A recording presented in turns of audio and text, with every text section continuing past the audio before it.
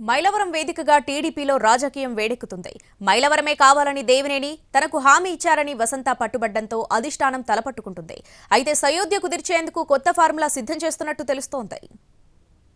గతంలో వివిధ పార్టీల నుంచి ఈ రెండు కుటుంబాల మధ్య వైరం నందిగాం నియోజకవర్గం వేదికగా సాగింది. 2019 నుంచి వారు మైలవరానికి మారింది. ఇక్కడ నుంచి ఉమా వసంత పోటీ చేయగా వసంత తొలిసారి ఉమాను ఓడించారు. వైసీపీకి గుడ్ బై చెప్పేస్తానని ఇప్పటికే ప్రకటించిన వసంత కృష్ణ ప్రసాద్ మైలవరం సిట్టింగ్ ఎమ్మెల్యేగా ఉన్నారు. ఆయన టీడీపీలో చేరడానికి సంబంధించి సంప్రదింపుల ప్రక్రియను ఇప్పటికే పూర్తి చేశారనేది లోకల్ టాక్.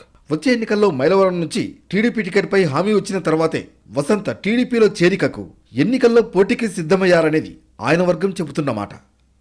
మరోవైపు ఇప్పటి వరకు మైలవరం నుంచి 3 సార్లు పోటీ చేసి 5 ఏళ్లుగా ఇన్ఛార్జిగా ఉన్న దేవినేని ఉమా కూడా మైలవరం నుంచే పోటీ చేయాలని డిసైడ్ అయ్యారట.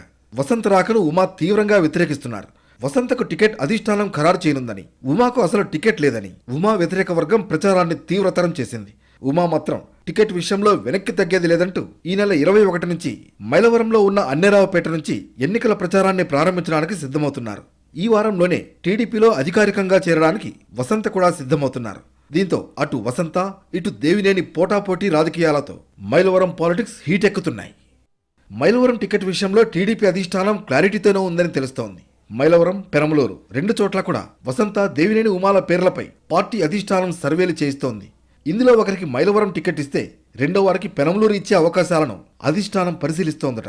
మైలవరం టికెట్ మాత్రమే కావాలని పట్టుబట్టి పార్టీని ఇరకాటంలో పెట్టేలా కార్యక్రమాలు నిర్వహించిన వారి విషయంలో కఠినంగా వ్యవహరించాలని కూడా ఇప్పటికే అధిష్టానం ఒక నిర్ణయానికి వచ్చినట్లు చర్చ జరుగుతోంది. మరి రానున్న రోజుల్లో మైలవరం రాజకీయాల్లో ఇంకెన్ని పరిణామాలు జరుగుతాయో వేచి చూడాలి.